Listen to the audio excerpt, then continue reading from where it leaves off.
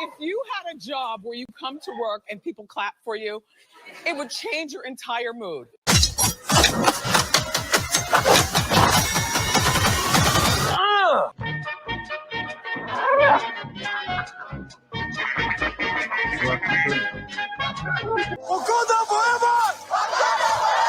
Don't this hit make my people wanna jump? Don't this hit make my people wanna jump? Don't this hit make my people wanna jump? Watch the series finale of X-Men next Saturday morning. Check your local listings.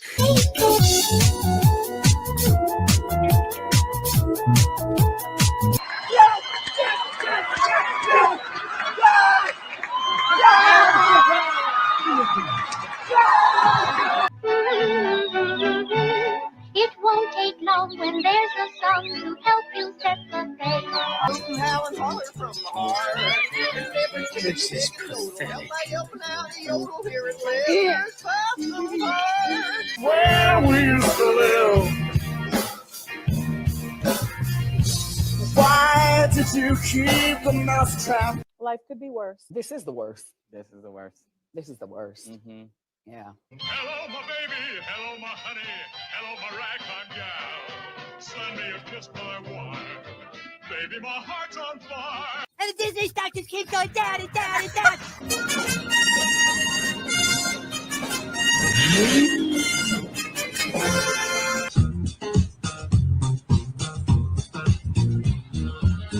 I'm bag of pixie dust. Contraband. They're gonna do the Mary Poppins thing. They're gonna do it. They're gonna do it.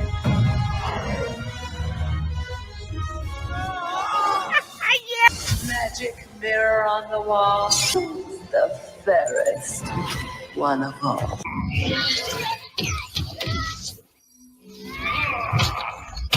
Oh, bitch, you killed Kenny. Kenny. You fat hoe. I get it.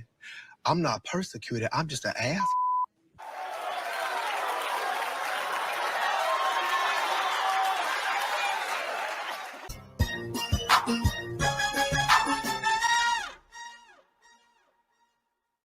If you haven't subscribed to Lorena yet and you're watching this, you suck. Well, hello, everyone, and welcome to my channel. I'm Reina Creole, of course, always bringing you that spice when it comes to sci-fi and pop culture analysis and keeping it real when it comes to theme parks. And of course, in the spirit of keeping it real, welcome to the Spice Lounge podcast, the podcast where I give you the straight dope along with my fellow panelists about what's going on, what's happening in pop culture this week. And like with every week, there's always stuff that comes in at the last minute. We, of course, are going to be talking about how the Jason Statham film, A Working Man, basically curb stomped Snow White in the box office. Your girl just got back from seeing A Working Man, and I understand completely why. We're going to be talking about that. We're going to be talking about how John Boyega seems to think that it's all the fans' fault. It's all the Star Wars fans' fault. It's your fault that there aren't black leads in Star Wars. Yeah. Well, your girl's got a spin on that. We're going to talk about that as well. Also, some news popping off from CinemaCon. It's going to be a great stream. So please do your girl a favor. Please do hit that like button over here on YouTube. Please heart this stream over here on X. And let's get ready to go. So before I get started, I'm going to bring in my wing woman, one of my friends here in the Spice Lounge, Erica from Hanging with Erica and Rob. How are you, my dear? Doing good. Here, there's all kinds of juicy stuff going on in the world of movies. Oh, yes, quite juicy. And I tell you, my experience in A Working Man was like night and day compared to Snow White. And I'm gonna get into that a little bit later. But before we get started, let's see 51 of you guys in here. Let me see who's in the chat before we kick it off. of course, with hot topics. We've got Tom F., who is one of my amazing mods. I cannot do my live streams without you guys. Says, hit that thumbs up button and ring the subscribe bell and keep up on all the spice. Yes, indeed. We have got DJ Knight in the chat. Hello, hello, hello. We've got Linda F in the chat as well. Says, hello, all in the Reina. It's good to be here. Well, it's great having you here, my dear. Thank you so much. Supporting the channel. We have Juliet. Hello, my dear. Says, good morning, Lorena and chat. And oh, who are those two adorable little faces in the avatar? I love babies' pictures. You know, they're so cute. Unless they make that face when they're about to have a blowout, then it's like, okay, no. Oh, man. Oh, man. Let's see. We have Rollo Adams who says, hey, Lorena. Hey, panel. What's up, chat? Hello. Yeah, good to see you. Good to see you. Love that avatar. Cool avatar. I love looking at people's avatars. Speaking of cool avatars, hey, Lottie. So howdy, I like folks. this one. Mm-hmm. I like this love it. avatar. I love it. One of my favorite lines of his is, I forget which Muppet show it was, but they watched some number and oh gosh, Statler's the one with the long nose, right? I'm sorry, I should know this, right? But anyway, Statler's like, that whole number made me feel like a young boy. And Walter says, makes me feel like a young girl. I think I'll go get me one right now. Oh my goodness. Like, they let us watch the show. Hey, Retro Gamer 2408 says, hey there, Lorena and everyone. Hello, hello, hello. Good seeing you, Retro Gamer. And let's see who else we got. It's Florentin. Look at him with the wide smiley face, the movie clapboard, and the money. Does the money have wings? For some reason, it looks like it has wings. Either way, that's such a cool lineup. Thank you, my dear. And yes, Retro Gamer. There were 2 movie trailers. Well, when I went to go see Snow White, unfortunately, 2 movie trailers the kids paid rapt attention to.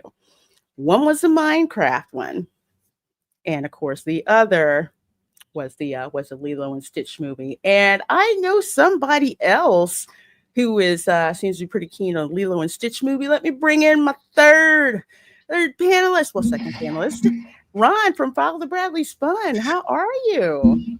Oh, Hannah means family. And family means nobody gets left behind or forgotten. Oh my goodness. This is my busy day. Erica knows because we were just on a stream together, and I've been at work since 9 o'clock this morning, and I'm still working. And between shows, I edited and put out a video that was I really wanted to get it out at 7 or 7:15 to stream right into this, and I couldn't get it going until 7:30. So it's still the few people that are watching that will redirect over here, but most people should be over here already. So and then you can go watch it later. It's all good. It's just a video. It's not a definitely. It's it's not a stream. So hopefully we'll see a couple people pop right on over here if this redirect worked out. If it worked. All right, folks. Let's see. We got Billy Judd here in the chat as well. Good to see you. We've got Thanatos Felicitas in the chat. We've got Sig Tama in the chat. So many of you amazing folks here. Juliet says, my grandchildren. That's so cute. My goodness. That's so precious. Oh, they are so precious. You must be such a proud grandma. Such a proud grandma. Double A says, what's up, Lorena, the beautiful queen? Oh, well, God bless you, and thank you so much for that, Double A, and good to see you in the chat. We've got HMPD agent. Josh Perry says hi, you too. Well, hello, hello, hello. And let's see, we have got the Bud Files. Looks like this is someone over on Ron's channel. So welcome. This is hello, peoples. Hello, peoples. We got Charles Ratcliffe who says Pedro Pascal sees Rachel Zegler as a hero. Yes, we were going to talk about that in Hot Topics. Yep, definitely. I've been I did not read that. I didn't read that. Oh, I did. We gonna have fun with that one because yet again, it shows what he didn't do. Just saying. Just saying. Let's see. It says howdy, redirect worked. Okay, cool. Cool. Redirect worked. Awesome. Awesome. Awesome. Awesome. Well, we have got, of course, 75 of you folks in here between YouTube and between X. So I tell you what, let's go ahead and get started with the hot topics. This one I had to push to the top of the pile because the news came out today. And those of you who know me and know my taste in movies, you will not be surprised. Coming to us from Deadline, Lionsgate loading up on John Wick franchise sets fifth movie with Keanu Reeves and Chad Stahelski returning. No, this is not an April Fool's joke. They talked about it at CinemaCon. There was ramblings about this ever since John Wick 4 came out in theaters. Chad Stahelski was like, look, I need to find out. I need to make sure that I have a good enough script that would warrant a fifth movie. Well, they announced it at CinemaCon. So we're going to have a John Wick 5. I'm so excited because I freaking love this franchise so much. John Wick isn't dead. He's so not dead that Lionsgate is literally exploiting the franchise at full tilt with an animated version. Yeah, it's going to be an anime version, I think, in conjunction with Berserker. And let's see, and a Donnie Yen directed Kane character spinoff. So Donnie Yen was the blind assassin. He was so dope in John Wick 4. So they're doing a spinoff for him, which I would really like to, which I'd really like to see. And let's see, and of course, John Wick Chapter 5 with Keanu Reeves returning to star. Franchise filmmakers Chad Stahelski back to direct and produce, and Thunder Road producers Basil and Wannick and Erica Lee also returning to produce. All of this went down during Lionsgate's beefy CinemaCon presentation this morning at Caesars Palace Coliseum in Las Vegas. And friend to the channel, Paulie of the Latino Slant, both I believe he and Rosa Parra are at CinemaCon. So they'll be able to back this up. Ron and Erica, have either of you watched the John Wick films? No. Yes, I have. I mean, it's you know, there's a very easy theme to the John Wick films. Never come between a man and his dog. Yes. That's it, man. No, John Wick's they're good. I've only seen the first one. I need to watch like the rest of the. And it's funny because it's the character type or whatever. That's the kind of stuff that I'm getting back into because John Wick sort of is a throwback to those 90s action star types movies of like the Jason Statham. Yeah. He always plays those guys. I've been watching Reacher lately, and I know that this newest season isn't the greatest, but it's like it was funny because after I watched the first season of Reacher, then I went back and watched the movies with Tom Cruise, the Tom Cruise Reacher, and like it's like Reacher from the TV series is much more like the books because the character is supposed to be a giant, like hulking guy. Yeah, big guy. And of course, Tom Cruise is not. But it's interesting to see Tom Cruise try and play it, you know, because the lines are very much the same, right? The lines are Reacher is very written as Reacher. So to see a Tom Cruise deliver these lines and then to see the other guys completely different, but like I kind of hope that we're gonna get more and more back into the John Wick action star drama type things as we get away from superheroes a little bit, because it's kind of fun to watch the everyday, the everyman fight his way out of all these problems, and of course doing all the things you definitely shouldn't be doing in real life, but you fantasize about. That's why we go to the movies. Like, we want to put ourselves in somebody else's spot, doing all the things that we wish we could do, but you could never get away with in real life. That's the whole thing.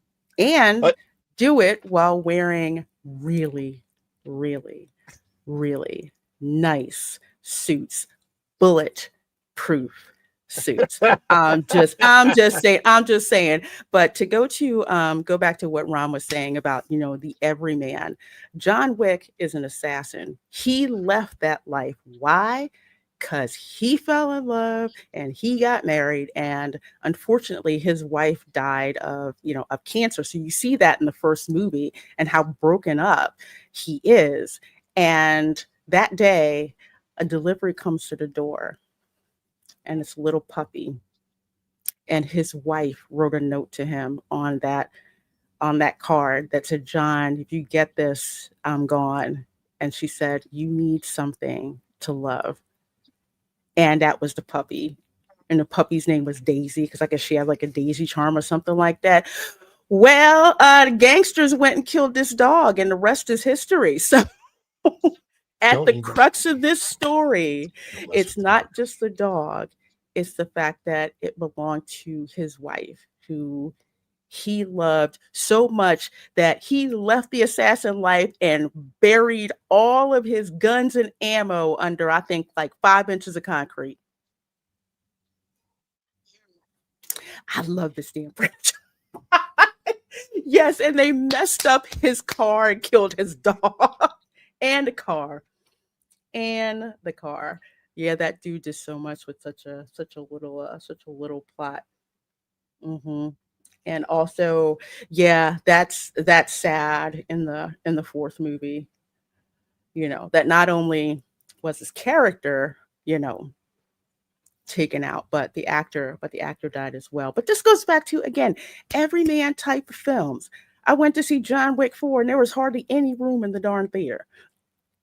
Yeah. To go see this. And see, that's why I like watching movies like Snow White. I just like having the theater to myself. I hear you. Just kidding. I would not go see Snow White. I you know what? You had to go see it. You guys, you went through that hell. Not for me. I'll watch it when it comes out on at home. But watch it with us, because we need to roast it all together. Oh, I will. I'm so sick and tired of seeing these posts. Oh, Rachel Zegler is such a good singer. She's so perfect for Snow White. I'm like, the kind of singing that she does is nothing like Snow White. And they killed some of the best songs. I want to see I'm Wishing. I want to see Someday My Prince Will Come. I want to see One Song. They're brilliant. They were written almost 100 years ago, and they're still good. They're still good no matter. There is the modern audience that people talk about is a tiny little demographic between the age of about 19 and 25, and that's it. That's that group. I feel bad for them. They are messed up. The group coming up after, pretty good. Yeah, just what was I gonna say? About the dogs. First of all, the dogs, we call them the fur missiles in the John Wick movies, and every time the dog takes somebody out, people were like clapping. So the dog is a weapon in this movie too as well. So Erica, you gotta watch the John Wick movies, and there's 4, so you can binge one after the other.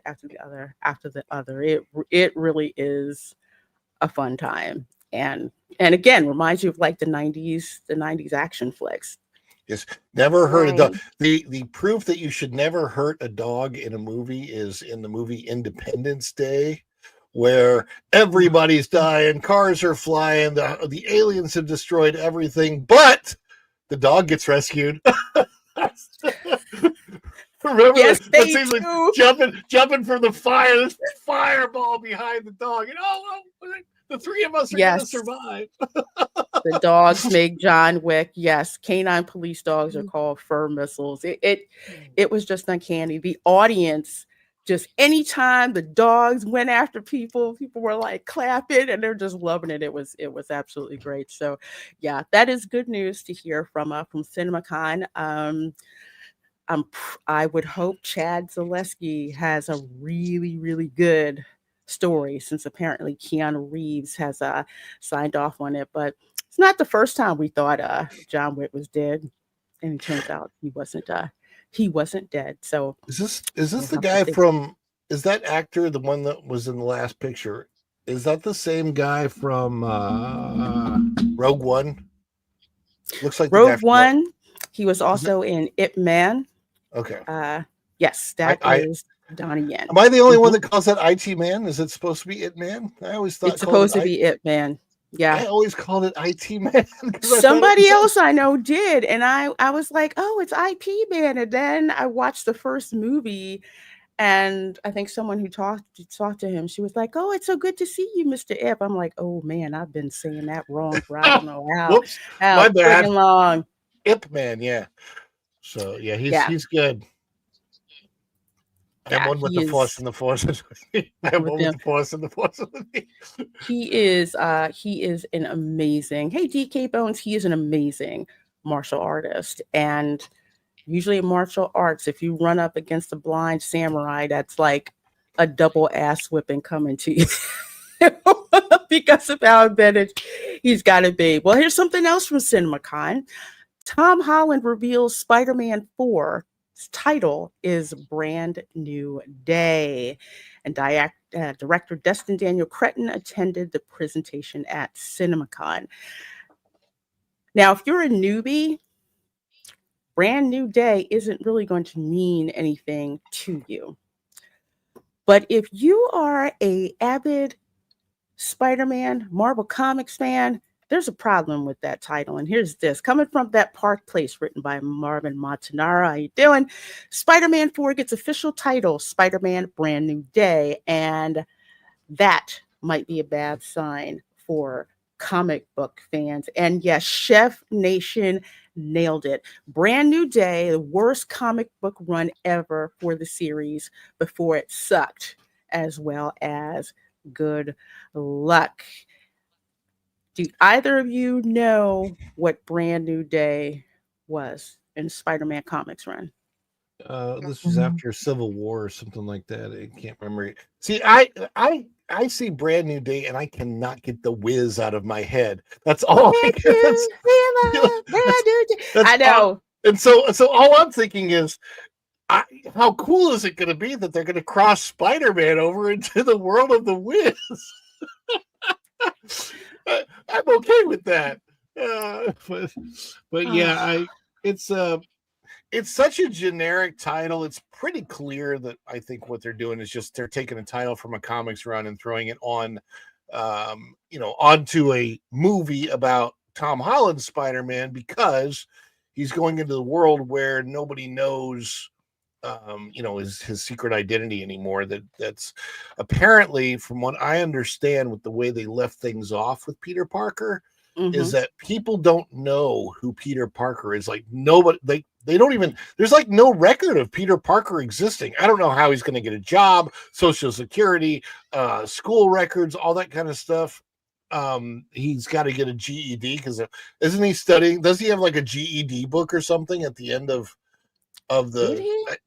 I feel like he had like a study book for the GED or something at the end. Anyway, so I don't remember. He's sewed up his new costume, and it's a brand new day for a Spider-Man that nobody knows who that is. That's probably what they were thinking, but the comic run sucked.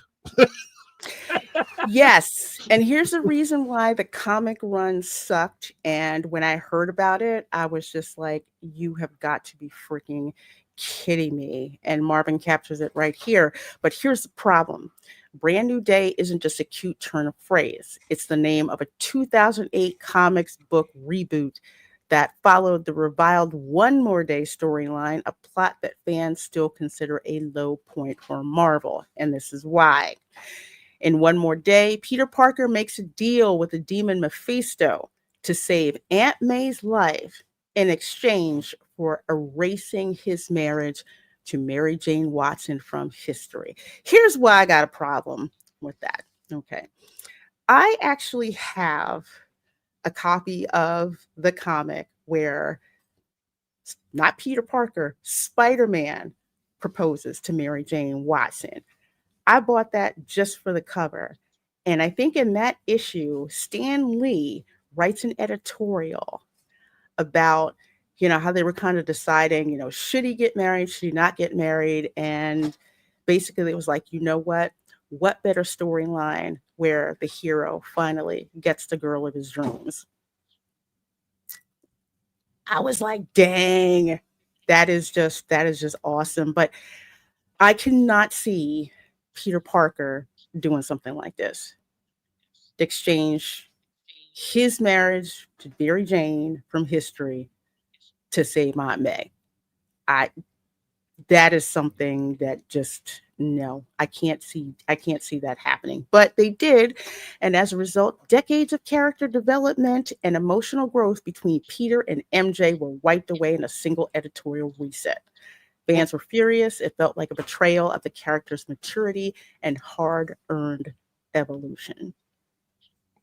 Or, in other words, it was really just stupid. It was just horrible story. It was dumb. Erica, have you read like the Spider-Man comics at all? No, I watched like the first 2 movies, Mm-hmm. and then from there, just kind of lost interest. Okay, I'm a little like, what? Because Why? you've seen the first 2 movies, so Yeah. about the whole thing between Peter Parker and Mary Jane Watson. Yeah, Well, I mean, that was the draw for me because I liked the romance in between all right. the, action-packed stuff The and the him first being a 2 superhero. the first 2 Spider-Man movies in the early 2000s were really drawing a lot from the comics storyline at that time. They used to have a Mary Jane that this is crazy, but she kind of looked like Mary Jane from the comics. I know, and it's really crazy to think that you'd actually hire people that look like the characters people are familiar with. What a crazy concept! Yes, Erica, you do. The cartoon, the Spider-Man cartoon is a blast, especially the From one what like from era the 90s. cartoon? Oh, the 90s There's one? even one from the I didn't 60s. wa That one's good too, but the one in the 90s is, I I think, watched like the late 80s, early I 90s. watched some of the Batman cartoon series in the 90s. That one was really good. I watched Spider-Man and His Amazing Friends, and it was Iceman and Firestar. But I don't really remember it. It was 1980s. Hey, Braylon, good to see you. Says, So hey, good people. What, they Oh, go go ahead, back in Erica. time? They time travel or something? Or he's just got this magic that poof, just erases all that history? No, he made a deal. Spoilers for Spider-Man No Way Home. Basically, Peter Parker made a deal with Doctor Strange so he could get all of his friends into college to all go to the same college. I think it was Ivy League. He wanted Doctor Strange to do a spell that would make that happen. And when Doctor Strange made that happen, all kinds of weird stuff just got worse and worse and worse, cascading things. So long story short, in order to set things right, Doctor Strange had to erase from everyone's memory that Peter Parker existed, that Spider-Man existed. No one would know who he was. Right, instead of Even Mephisto. MJ's memory was erased? Yes. Yeah, everyone's memory except for Peter Parker's. He had to reset At least they Spider-Man. kept that consistent. They Because had that's to been reset. something if you erase his and not hers. And to reset Spider-Man back into the easy reader universe of Electric Company, where Spider-Man, nobody knows who you are. They play the Yes. classic Morgan Freeman. Spider-Man theme at Universal. Morgan Freeman introduced us to Spider-Man live action back in 1970, whatever the heck that was, in the Electric Company. A lot of people don't remember that. That goes way, way back, where Morgan Freeman was easy reader on Electric Company, and he would do he would read the stories of Spider-Man, and they would show Spider-Man in a live action costume. Hey, Amanda and Christian Sanchez. So good to see you guys. Thank you so very much. Very much. Okay, well, I have a I call it point of personal privilege because I love this actress. Coming to us from Deadline, Sydney Sweeney circling Legendary's Gundam.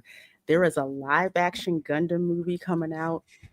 Henry Cavill is in it, and it looks like they have signed Sydney Sweeney. Legendary is the same company that did Godzilla versus Kong. You know, Godzilla, King of the Monsters. Yes, all hail Godzilla, King of the Monsters, and also the King Kong films. So I am hoping that they do pretty good with this because I love Gundam, Mecha. For those of you who are Mecha fans, especially Mecha anime fans, that's not the important story about Sydney Sweeney. Okay. The important story about Sydney Sweeney is that she called off her wedding. So, boy, she is single. It's the Jim Carrey moment. It's the Jim Carrey moment for everybody. So you're saying there's a chance. I get it. This is why I get it. Because I was on the Dark Council show, I think like a year and a half ago, and news broke that Jason Momoa was getting a divorce and was going to be single. And I'm like on Twitter saying, I just found this out. I know it's horrible, but he's single. And don't you know, Drunk Review and the rest of the guys on the Dark Council called me out for that. I'm like, what? I had to let people know. So I totally get it, y'all. I totally get it. Yes, Sydney Sweeney is single. You can Google it. The news broke, I think, over the weekend or something like Who that. was she engaged to? Who was she engaged to? Oh God, I don't even know that dude's guy name. who she's no longer engaged to. We don't care. I don't even I don't know his name. Let me see. Let me look it up. I can make fun of this all day long because Sydney Sweeney, as much as I like her as an actress and a person, she's not my type. So I'm married. I'm married to my type. He just said some loser. Some loser. So yeah, apparently his name was they better do a good job of Gundam. So Jonathan Davino. That's him. She let's see. Sydney Sweeney has reportedly called off her wedding to film producer Jonathan Davino, with a source claiming she's not ready to settle down. Girl, if you ain't ready, you not ready. Shoot. But I think they wanted to make some kind of power couple thing going on. And she's just like, look, my career is taking off. I need to go out and have some fun. So yes, folks, he's net worth of $20 million. But yes, some loser. He looks like every generic producer I've ever seen in Hollywood. Usually likes to date women. He looks like a regular dude. He don't look like any. I expected this like really super handsome guy. She do. She's so pretty. The biggest secret in Hollywood is that most Hollywood producers are not that good looking. You know what makes them good looking? Money. Connections and money. How do I know that? Because I've had my run-in with several producers in Hollywood, and I'm just like, you are not interesting. And I'm like, yeah, but I'm really rich and I got this and I've got, Lambo and I've got a house in the Hollywood Hills. I'm like, I don't care. You're bored as hell. Yeah, You are sorry. just boring. Well, boring. And I'm just like, I'm really not attracted to you. And you're, old enough to be my grandfather. So yeah, that's not gonna freaking happen. So yes, If you folks, can't get the Cindy's, furnace going, it ain't happening. no, it ain't happening.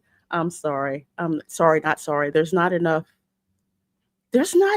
alcohol in the world. Sorry. I That's don't just want to not put a gonna bag on happen. your head either. That's just not fun. Mm-mm. Mm-mm. Not at all. Not at all. So let's see. Let's roll on through the hot topics. Hey Sonia, good to see you. Good to see you. And yeah, it is. It is. It is. She's young. She's good looking. She's got a nice rack. I don't know how much she paid for it, but it's nice. Uh, she has some more stuff she needs to do. She really doesn't. She doesn't really need them. Nah, she doesn't really Well, need it's a them. hard life. I mean, like marriage on top of on the go, filming here, there, and everywhere, and all the long distance, the coming and going. That's sounds like she made the mature decision. It's not going to be fair to you, won't be fair to either of us. Mm-hmm. And what's the point? It's all it's going to do is stress them out and then they'll end up in divorce, which happens a And lot anyways in yeah, Hollywood.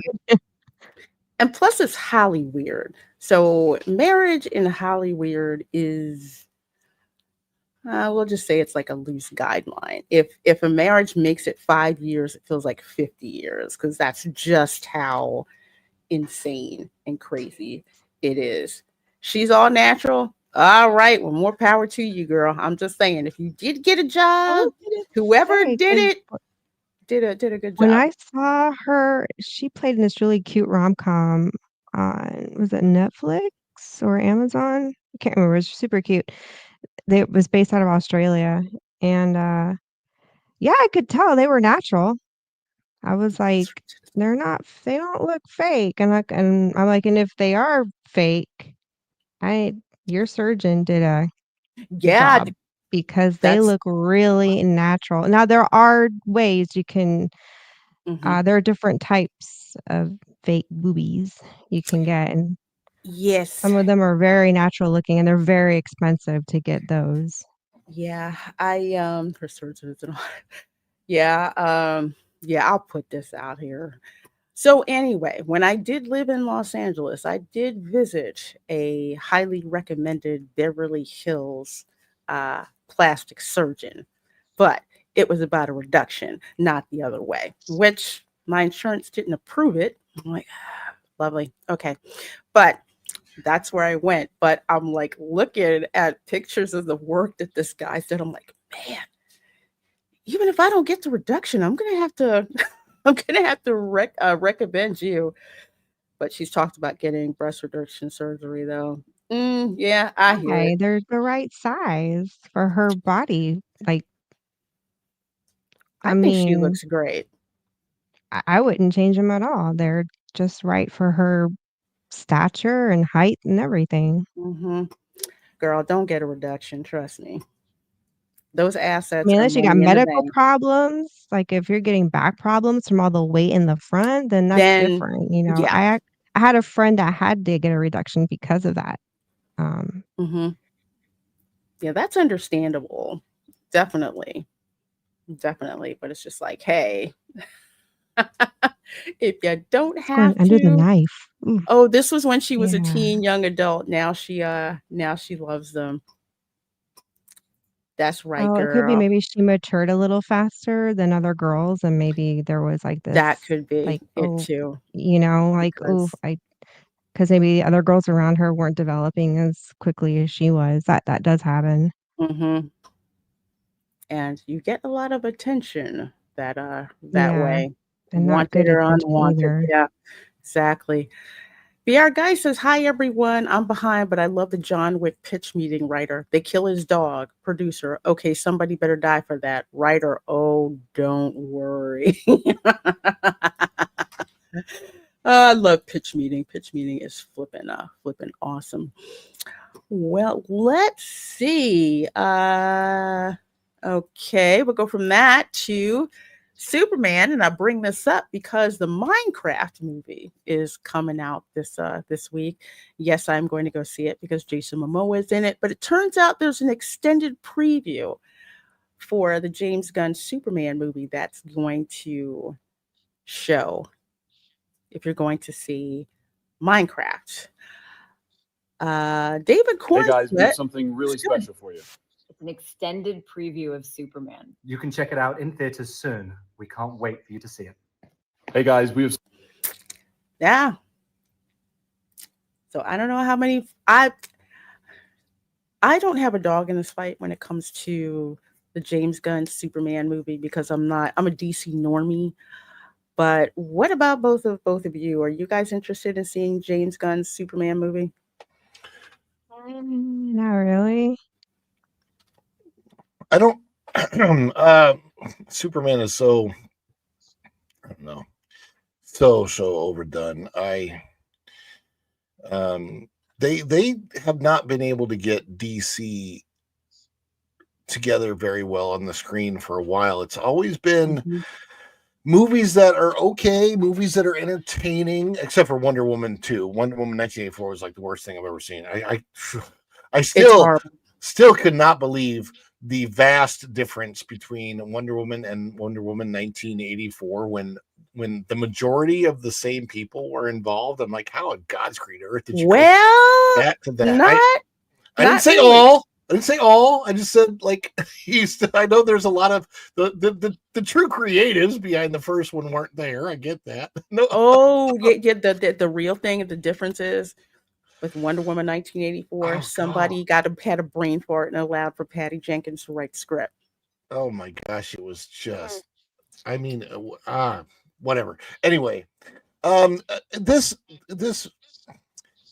it's so to me. David Cornsweet does not look like Superman in the movie that I've in the way they portrayed him as I've seen. I don't like the suit. Henry Cavill. Henry Cavill made the underwearless Superman suit work like really, really well. And I just hate the fact that I hate this not only for Henry not only for Henry Cavill, but for Ben what's his name? The Batman. Ben Affleck. Both of them I thought were fabulous in their roles. And neither one of them had writing to back up what they could potentially do with those roles. And that is a travesty because every time they were on the screen, you saw massive potential for where they could go and what they could build to. But the fact that they didn't give Ben Affleck his own Batman movie. They tried to rush the whole Justice League thing to try and catch up with the MCU, and it made for convoluted writing. And it's like, it's so. I don't know. There's so much about those properties as a fan. And of course, I was always a big DC fan before I was a Marvel fan. I grew up with Christopher Reeves, Superman. I grew up with Batman. I grew up with Superman. And then the Spider-Man and stuff that I grew up with was the 1970s television show Spider-Man. Remember the live action? It was not a very good show. You look back on it, I'm like, that's really boring. But the Hulk was good. The Hulk was an excellent TV show back in the 70s. But the big three back in the 70s were the Batman, Superman, and Wonder Woman. Wonder Woman had a good TV show. Batman had that campy thing, but as a little kid, of course, I loved it. I loved it too. Shoot. And then Christopher Reeves, I wasn't even sure. And I remember being like 6 years old or something, maybe 7 when the Superman movie came out. And even then, Sorry, Nathan Robinson. Yes, Challenger to Super Friends Yes, rock. indeed. Yes, You got indeed. that right. Bum bum Sorry, bum I had to ba-dum, say that. bum. Yeah, the Super Friends was great, and I was worried about Christopher Reeves taking over from George Reeves, and I remember that as a 7-year-old because I love the George Reeves Superman show. Yeah. But then the movie came out, and of course it's 1978. I'm barely 7 years old. Star Wars was the biggest thing, and then Superman blew me away. And so it's that ever since then, any other Superman to come along has been very, very difficult to live up to that. And now there's just so damn many of them. It's like, oh, a Superman lineup. Hello, good to see you all. Yeah, CJ, I haven't heard any early reviews for the test screenings. I haven't. I think we're going to talk about this in the Dark Council tomorrow night on Fatal J's channel at 8:30 because he's the DC head. I'm the DC normie, and I already have a bad taste in my mouth because Henry Cavill is not in it. So that has totally annoyed me. Yes, Chef Nation, there is. You want to know why? Because the little kids recognize what Minecraft is. And if what I saw kids react to when they saw the Minecraft trailer, as soon as they saw those square blocks, they all started pointing and jumping around their seats and everything. Like Minecraft is going to make money because it's Minecraft, and yes, and it doesn't look horrible. And Jack Black is far enough away from his little misstep controversy that he kind of apologized for, and he kind of like at least he was like, you know what, that was uncalled for, and like Jack Black is smart. He had a controversy that could have killed the Minecraft movie, and he fixed it. Rachel Zegler could have fixed things, and she chose to like double down, triple down, quadruple down. Oy, awful. But Minecraft is going to not only do well, but it is basically, I think Snow White may take another 75% dive from its last weekend. Oh, definitely, because a Minecraft movie, there's been merch out for that for I don't know how long. They've even got a Minecraft makeup collection. I think NYX is doing it because they're the ones that did the ones for Barbie. That's making money.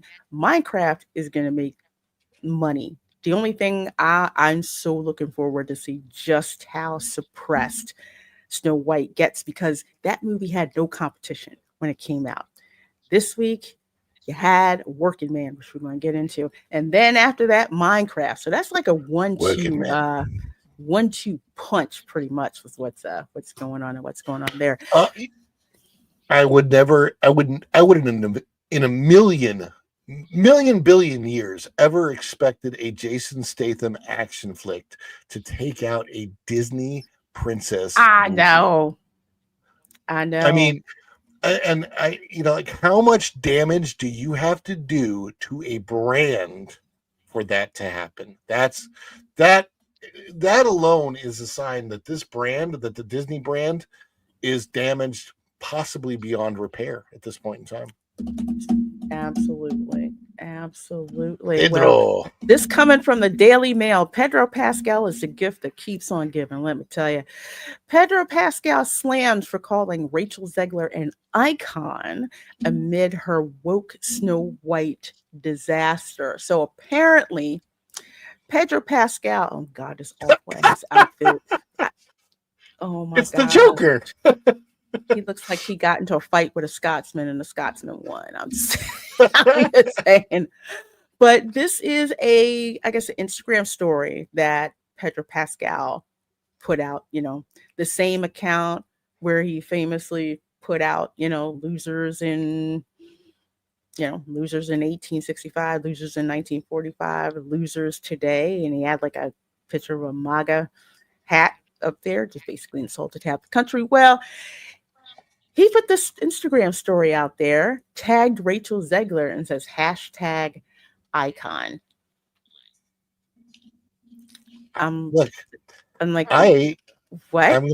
I can't disagree with him. I absolutely think she's an icon. I just think she's an icon for very many different reasons that he thinks she's an icon. I was just gonna ask what's in it for him to be kissing her ass.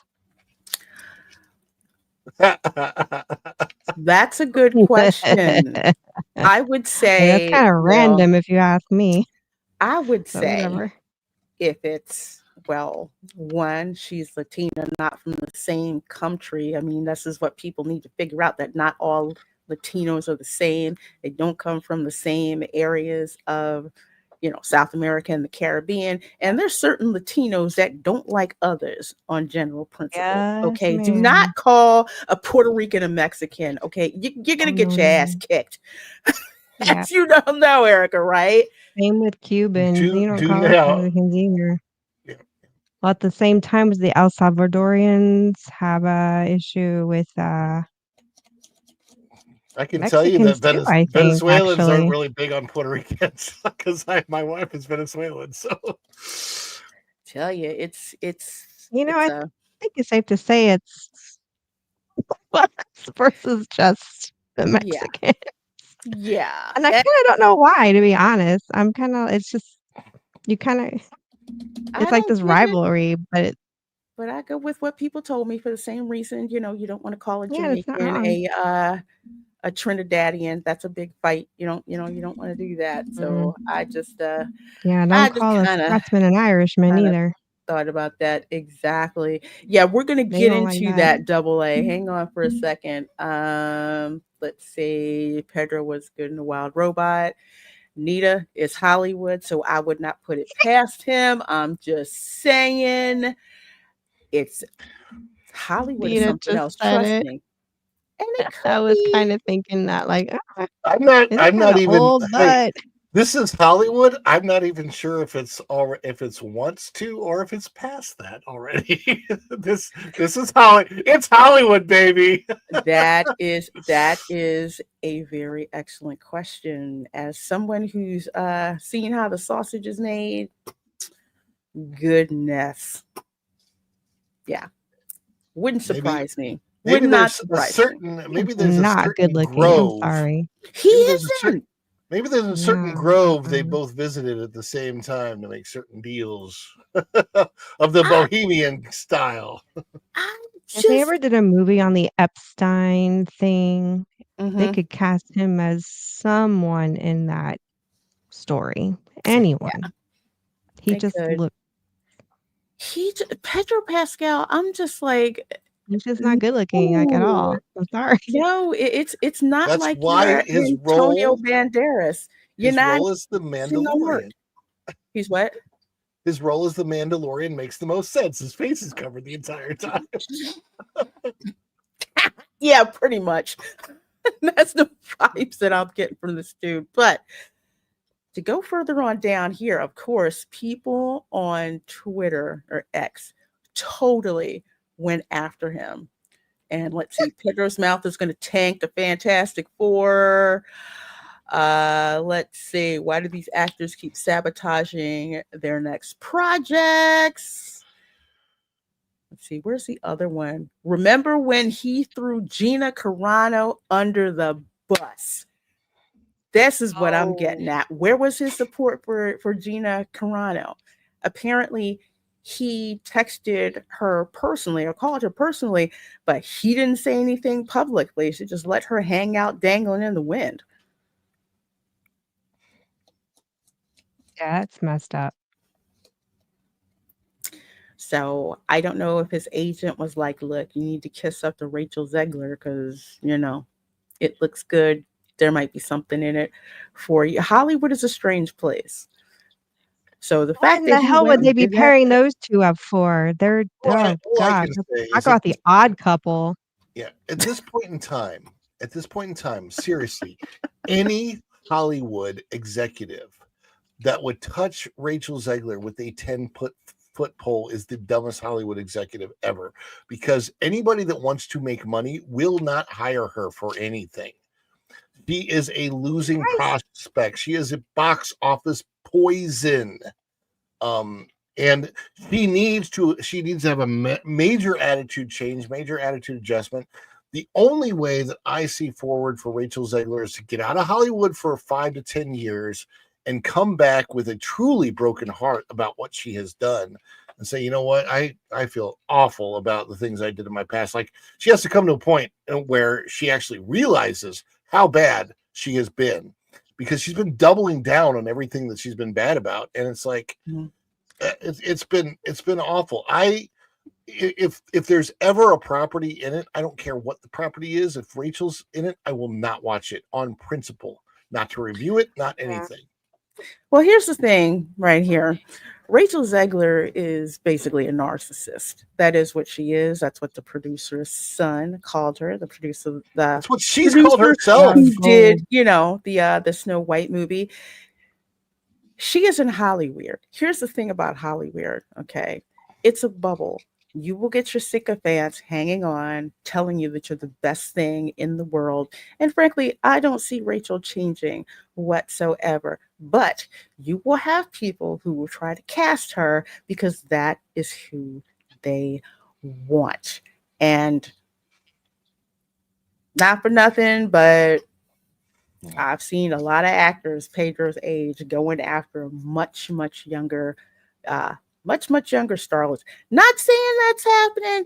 It could be. I don't know. Stranger things have happened.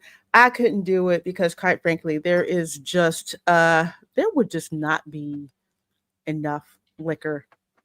Is he desperate for something? Is there something? I don't really know this guy very well. I mean, like, is his reputation in the tank like hers? No, he's in everything right now. And I liked him in the Nicolas Cage movie, the Something About Talent, that had a title that was longer than the movie itself. I can't remember that, but it was kind of a funny movie, and I liked that. And I like him as the Mandalorian, especially in season 1 and season 2. But once they did Book of Boba Fett and Mandalorian season 3, it just like really fell off the rails. And he is completely miscast as Reed Richards. He looks nothing like him. He acts nothing like him. I mean, honestly, casting him as Reed Richards is the biggest stretch that you're going to get out of that character, even though that's his character's powers. Well, he is he's overexposed. That's the thing. I don't see him as Reed Richards. It's just not going to work. But because Disney is familiar with them, they keep going to him. And I don't know why, but sorry, he's not doing with me. I know some hot Latino men and he ain't it. Jen McMahon, thank you so much for the $4.99 super chat. I so do appreciate that, my dear. Let me hit you with this.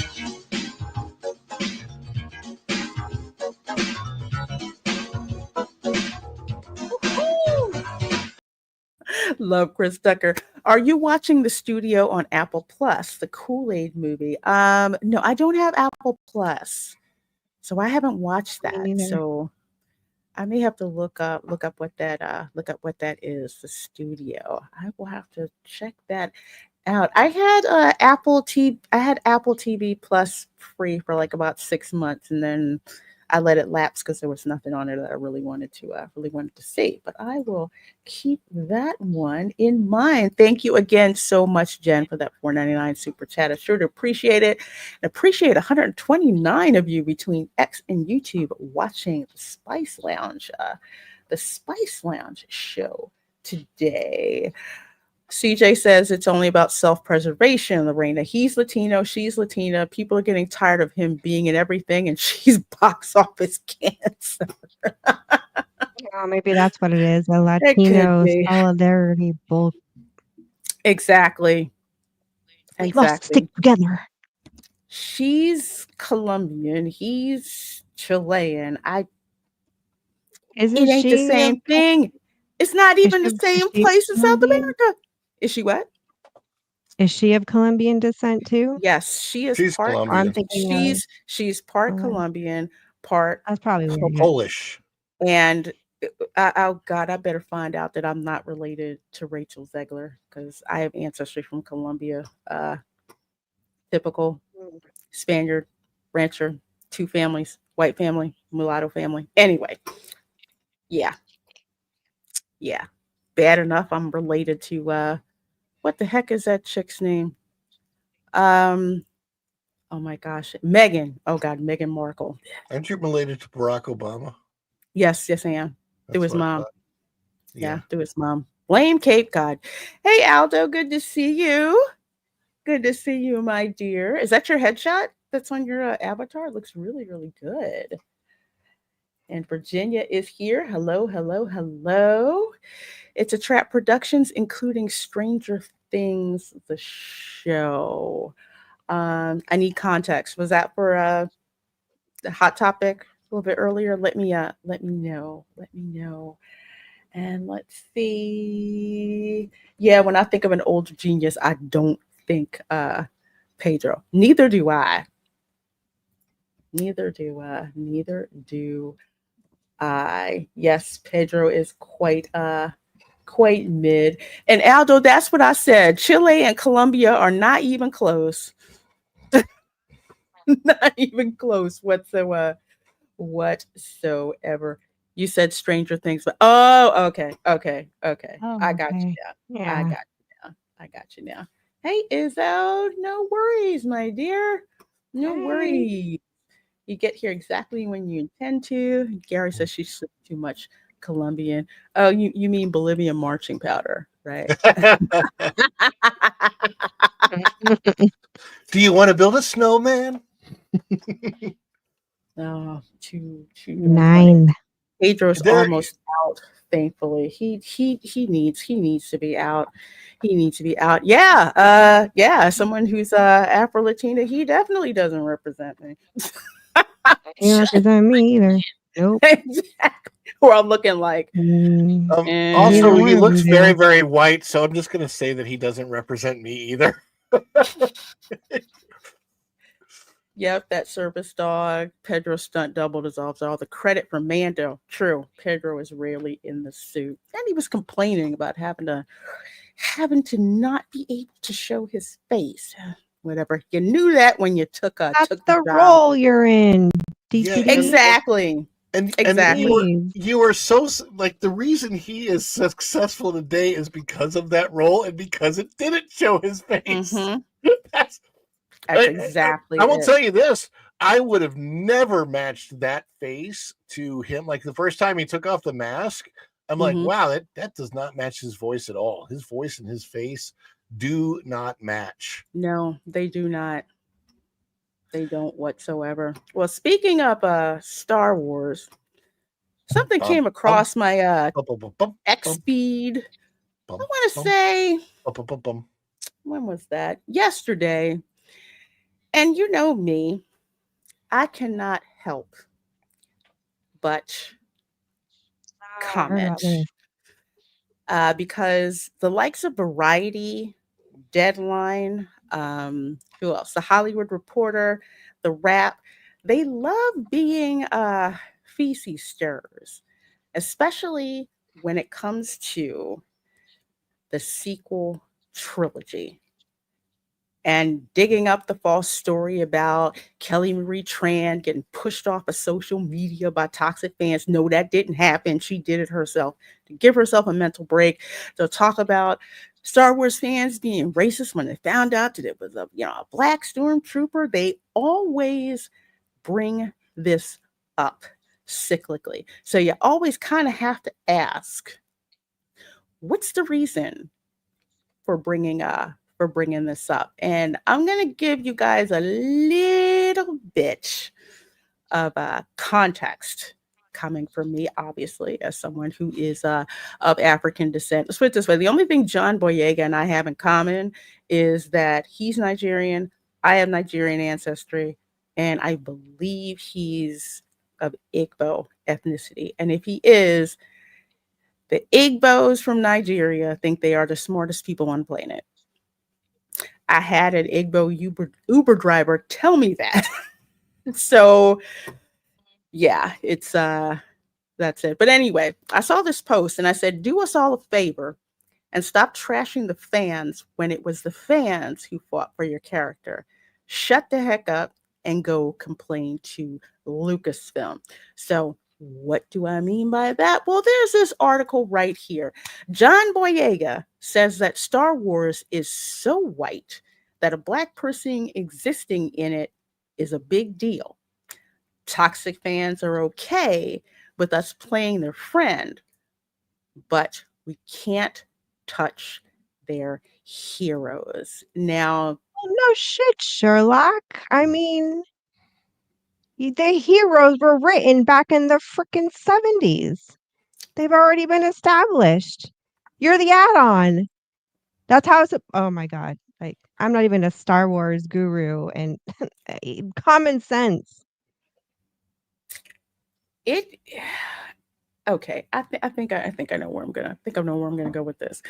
I would hope that, especially those of you who watch my channel, respect my opinion enough to kind of let me take a little bit of license here and give you a little bit of insight. Now, I know you guys know better than this, but I am speaking for myself, not all the Black Americans in the country. I'm not.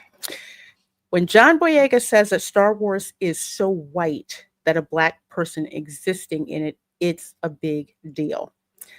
I'm going to take y'all back to The Empire Strikes Back.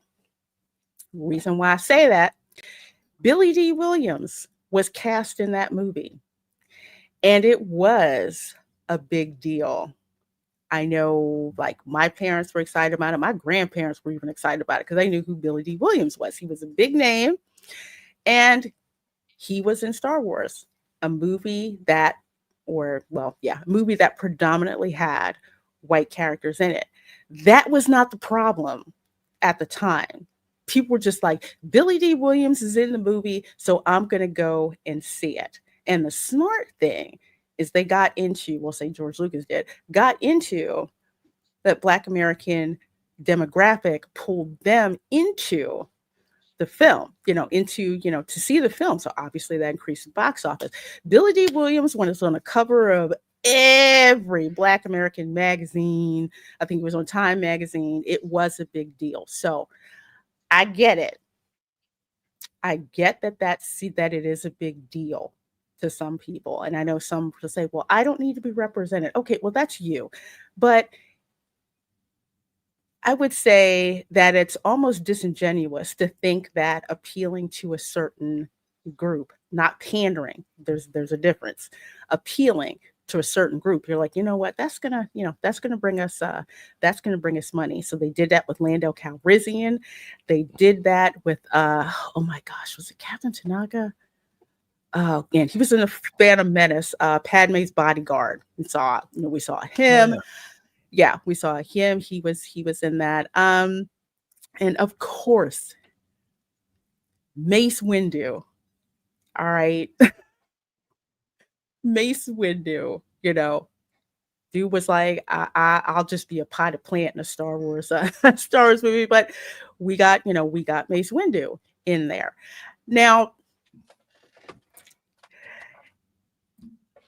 here's the other thing. While I can understand John Boyega saying that, you are entitled to your own opinions, but you are not entitled to your own facts. The fact of the matter is, Lucasfilm wrote that movie. Lucasfilm created that whole franchise. Lucasfilm made the casting decisions.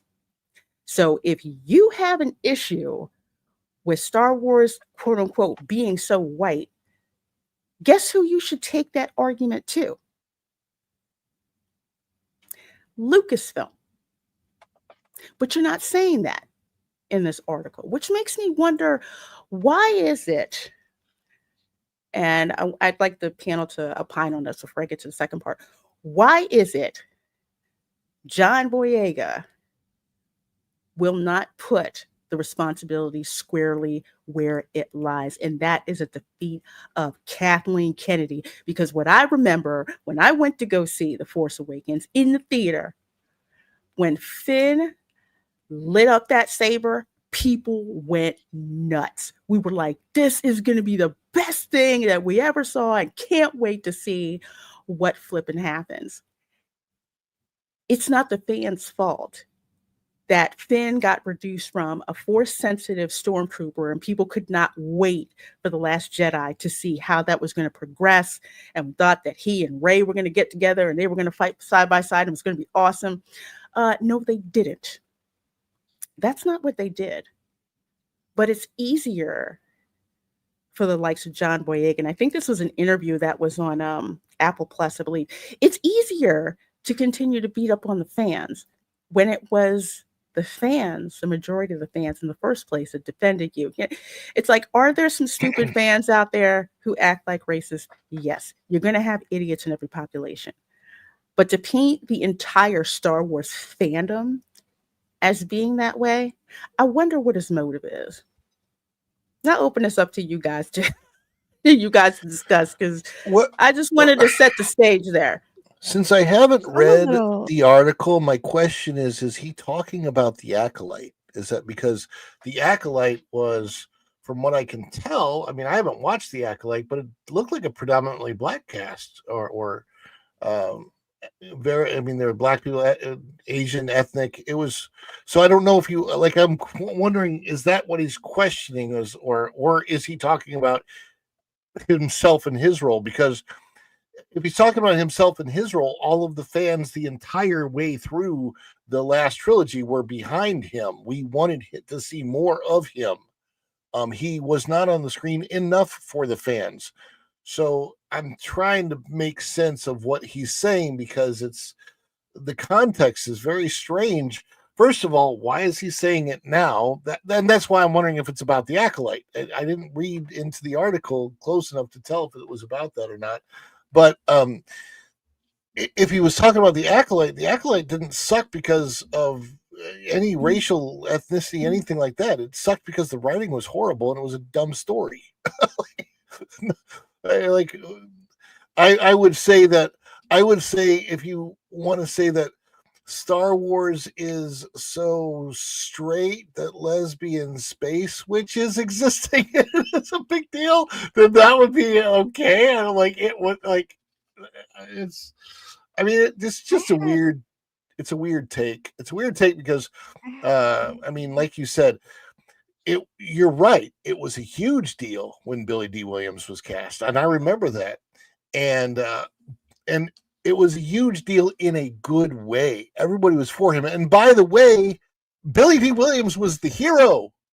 Remember who destroyed the Death Star in Return of the Jedi? I believe that was one Mr. Billy D. Williams. Ron, you make a good point. He didn't talk about the Acolyte.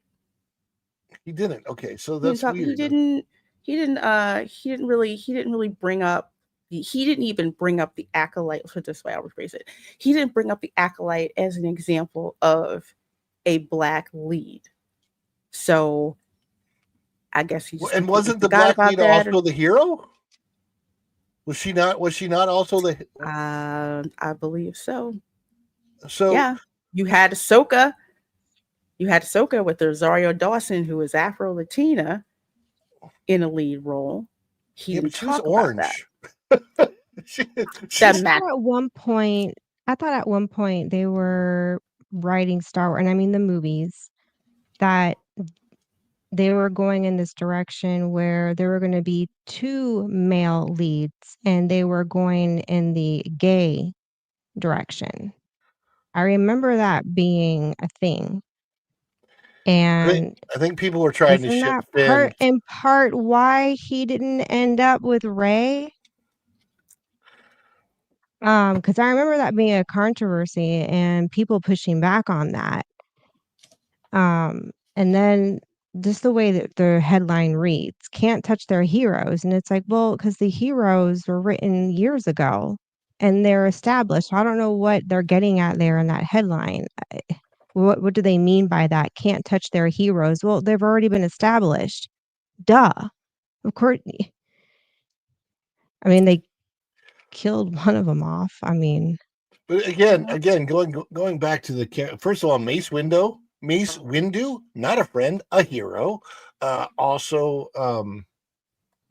Billy D. Williams, what's his character? Lando Calrissian. Lando Calrissian was very much a hero in his own right.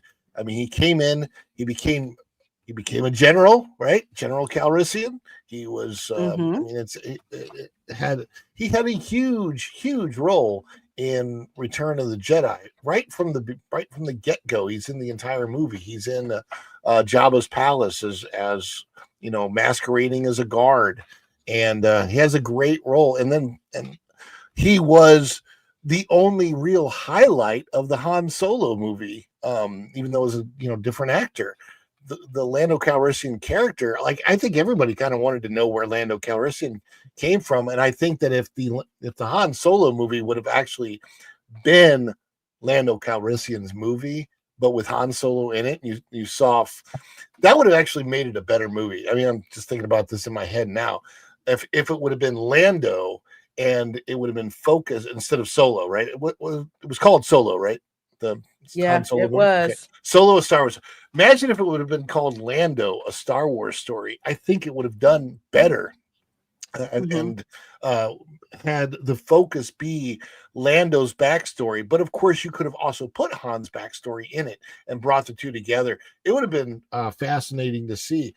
I'm all about Lando Calrissian, and I was all about Finn being a hero. But again, you are absolutely right. It's not on the fans. Lucasfilm did that to him. Kathleen Kennedy let Rian Johnson sidebar him, and it's the two of them and whoever else was in the creative process there. It's their fault. Is he afraid of her to say something? Kathleen, he had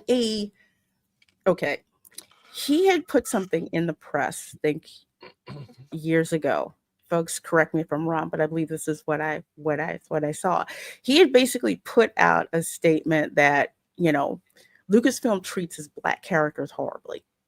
That's paraphrasing, but that's pretty much what it is. Well, Kathleen Kennedy called him. We don't know what the discussion was. He just said that they had a productive discussion. Define productive. What? That you got to talk to her? That she said maybe you might be another movie? I don't know. But ever since he acknowledged that conversation with Kathleen Kennedy, he has not said anything until now to trash Disney or to hold Lucasfilm accountable for what happened to his character. He hasn't said a word about it, but he's going to go back and blame. I don't know. It's a Hollywood thing. It could be. She could have said, "Okay, John, sounds like the type. You know how long I've been in Hollywood? You know how many bodies I know are buried? Do you know how powerful I am? I could end your career with that if you say anything else about how your character was treated. Because John, I can make things happen. I can grease the wheels, for you. I can do that. But I can also be your worst nightmare. That is how producers will talk. And It's like gaslighting on steroids. Yeah. And even on Twitter, because I remember this back when it was Twitter, when John Boyega said something to the most part about people not liking his character because of what he looked like. And fans on Twitter were like, no, we got mad because Finn was treated horribly. And he got schooled about that. And he was like, wow, I didn't know people online felt like that. Because it was just like, of course people loved Finn.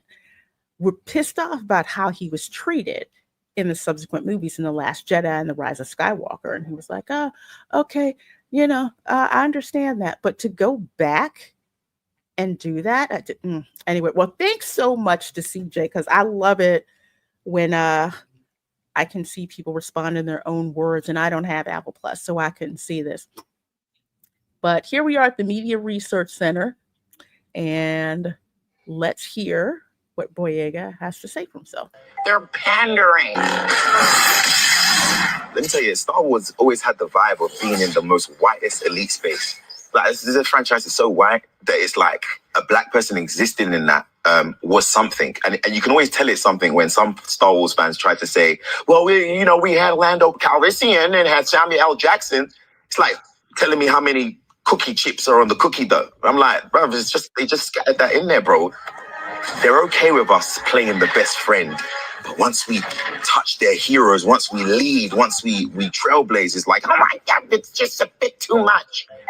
They're pandering. Okay, well, I'll play the first part.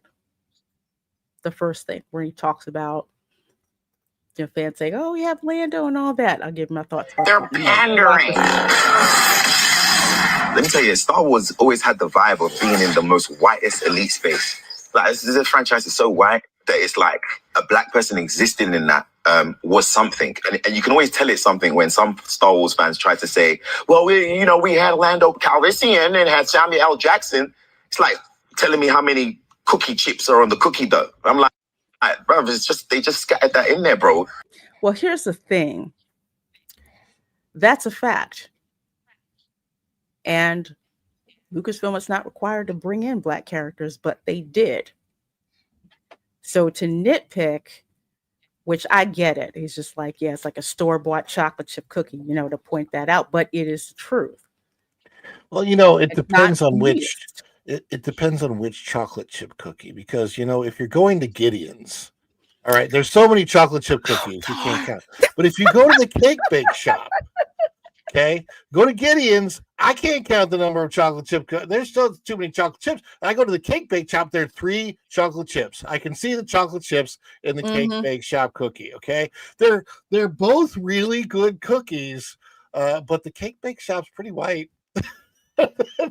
Yeah, it's pretty much, but it here's the thing. It is what it is. The first Star Wars convention or sci-fi convention that I went to, I was the only black person who was there. And it kind of shocked me because I'm like, I know other black people who like sci-fi, but I'm the only one there. Did it bother me? No. Because in most situations, I'm usually the only black person that's there. So it didn't bother me whatsoever. People fell in love with Star Wars for what it is, because it was an amazing space saga. People loved it. The fact that it was predominantly white has zero to do with this. I would just like to At say all. for the record, the Hammerheads were never anybody's friend or main character. So there's that. You have to go deep into the Star Wars lore before you even find a Hammerhead who's a Jedi. There is one out there, at least one. But I mean, it's you have to come from. It's really different, like being a white person. You realize that yes, a lot of stuff is written from white people point of view, and then we put white people in it and stuff like that. But we go out of our way then, or they go out of their way in Hollywood to make sure that they try to give equal treatment to other people, other ethnicities, whatever. Yet we're kind of the only culture that gets ostracized if there's all of us in a thing, right? Because if it's all black, that's fine. If it's all Latino, that's fine. If it's all Asian, that's fine. But if it's all white, it's criticized. And that's where it's difficult to come from. I don't know that like we're trying to do any of I don't know that Star Wars became as white as it was on purpose. It was the 1970s. George Lucas was casting and writing characters. In Is he 1970. offended at that? Is he offended that, the original characters in the 70s weren't black? I'm still trying to figure out what he's so offended at. I think, but then again, we're going to talk about the generation that John Boyega is from. Participation awards. They think that the history of film started with them, not with the people before them. There was a point in time in this country where, some black people are like, man, there's a lot of white people in this movie. But you know what? We enjoyed watching the movie, so we didn't think anything, of that. And it wasn't like, oh, you don't have enough black people in the movies. Yes, there was a time in Hollywood where they were very loath to cast Black actors. So what happened? People went and made their own production companies, their own movies. Hollywood saw that that was profitable, and they went with that. So to say that it's, you know, that it's an all-white production, so what? Case in point, if I want to make an all Asian remake of the movie Friday, that's my business. No one owes you a role just because you happen to be Black. Again, go back to, I want to say, like the 90s, when you had a lot of Black filmmakers like Robert Townsend, you had Reginald Hudlin. They were coming out with their own films and they were having mass appeal. So Well, I Spike think Lee. he's just, which one? Spike Lee. Yeah, I Spike love Lee. I love his films. Yeah, and that's what a lot of people, friends of mine from like all ages and races and stuff like that, they were like, we just absolutely love this film. Jen, I see your super chat. Also, where is it? Nathan Robinson, I see your super chat. I'm gonna get to it in a minute. We wrap up this subject. It's playing the victim card. It really is. It's one thing to make an observation. It's like, yeah, there's not a whole lot of Black people in it. Like with some all Black movies, Tyler Perry, there's maybe 2, 3, maybe if you're lucky, white people that are in the movie, but no one really says anything about that. No one really They're says. great. They're great stories. I mean, like, okay, so Diary of a Mad Mad Black Black Woman, woman. I loved, and the reason why I love that movie is because some of the story I can relate to. And I'm half white, half, Latina. But I can identify with some of the events that played out in her story because some of it kind of was like there were parallels that were like my own story. And I loved watching it. It had a great little Cinderella happy ending to it. Like, the knight in shining armor came and swept her off her feet. And like, who doesn't like, I don't, who does like a story like that? Who cares what their skin color is? It was and Yeah. Exactly. I love all of Tyler The Perry's Wiz was movies. mentioned. I love the Wiz. The Wiz is one of my favorite Wizard of Oz stories. The music, I'm going to tell you, people aren't going to like this. The music in the Wiz is better than the music from Wicked. I'm sorry, it just is. Oh, I agree with you on that one. Definitely. Brand New Day and You Can't Win, You Can't Break Even. I mean, I love Michael Jackson in that role as a scarecrow. Fantastic. Well, you had Quincy Jones producing the music for the for the Wiz. Like Quincy was a magician just with music. I mean, it's crazy. Yeah, it's nuts. Let me wrap this up and just play the last. That in there, bro. They're okay with us playing the best friend, but once we touch their heroes, once we lead, once we trailblaze, it's like, oh my God, it's just a bit too much. I'm gonna say I understand where he's coming from, and here's why. One of the things that I have noticed, especially in some fandom spaces, that as soon as there is like a lead character in a movie, everyone's a person of color. But like, say if they're Black, if they're Asian, if they're Latino, even though Latino is not a race, you will get a certain group of people who will poo-poo it just because of the casting, not on the merit of the project that they are involved in, but just in the casting. So in that respect, he is correct. You will have people who will do that. I've seen it online plenty of times. People just dismiss movies because they're like, it's woke, it's such, whatever, just because of the casting. The part that I disagree with, and I think that he's talking about also as well, when you have characters who are race swapped. Now, I always say, if it's your creation, you get to do whatever it is that you want with it. However, if your audience rejects that, that's on you. So those are two different things. A lot of times people have reasons to have pause about something that's cast, especially if it's an established property. You know what I mean?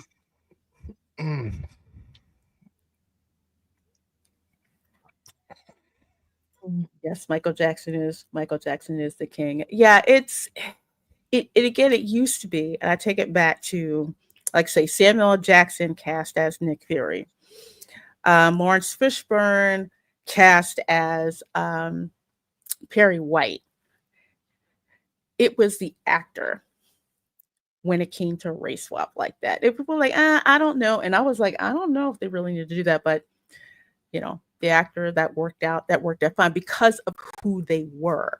But when you start putting these people in here just to do it, and that's the thing. The race swapping has got to the point where it's something to do just to do it and say you did something when you really didn't do anything. But on the other side of that coin, just because you have whatever medium, just because that person cast is non-white does not automatically equal the whole thing is woke and you should throw it out in the garbage. True. I would just like to remind John Boyega that the coolest character to ever come out of Star Wars was both white and black. That would be Darth Vader. Gosh. You're absolutely right. 100% right. Well, thank you. That was I just really wanted to have that particular discussion and it just went perfectly. Let's see, we got 2 super chats. Thank you guys so much. I'm going to go acknowledge these super chats, and over 140 of you are watching between YouTube and between X. So please do like this video over on YouTube, heart the stream over on X. We certainly do appreciate it. Nathan Robinson, thank you so very much for that $20 super chat. I'm gonna hit you up with this one. Then lobbest thou thy holy hand grenade of Antioch towards thy foe, who being naughty in my sight, shall snuff it? Nah, man. I love Monty Python. Nathan Robinson, again, thank you for the $20 super chat. Says, 1, Lucas has a black wife and made Red Tails. Yes, he does. Melody Hobson and their little girl is the richest girl in Hollywood.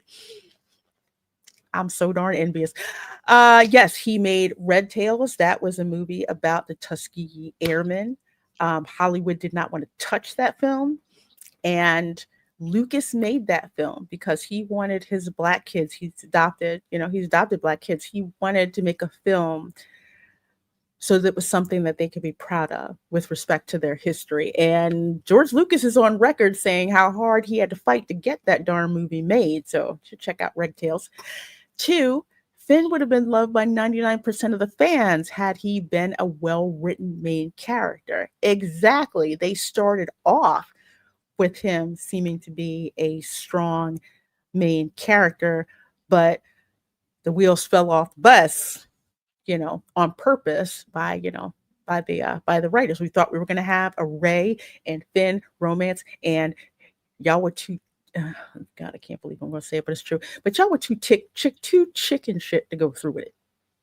There's really no other description. I don't curse very frequently, so when I do, my brain couldn't find another word that would have the right impact. But that's pretty much what it is. Yeah, I thought there was going to be the love triangle of Rey and Finn and Rose Tico. I really thought that was. I thought that they were trying to line that up where Rey and Finn were going to be kind of a thing, and Rose was on the outside trying to like it really looked like they were attempting to go that direction, and they played with it, and it didn't like work out, and it was so, I don't know, it was weird. It's why like, you know, what bothers me too is that there are some brilliant scene setups in The Last Jedi, and there's some beautiful camera work, beautiful cinematography, great music, obviously. And I hate to watch films that have amazing potential and then throw up on themselves. Like, I hate that. Yeah, words cannot truly express my the heights of passivity when it comes to The Last Jedi. A Mace Windu movie would have destroyed that crap Solo thing. Yes, I agree. Oh well. Also, Huck Finn. Oh, you mean the character Huckleberry Finn? No, I think he's saying Huck Finn. That would be the double entendre. Oh, okay. Oh, okay. I got you. Thank you. For some reason, my brain tried to mask that. You have a good brain, much better than mine. Thank you. My dirty mind will decipher all that stuff. Oh, well, Jen McMahon, thank you so much for the super chat. Let me hit you with this.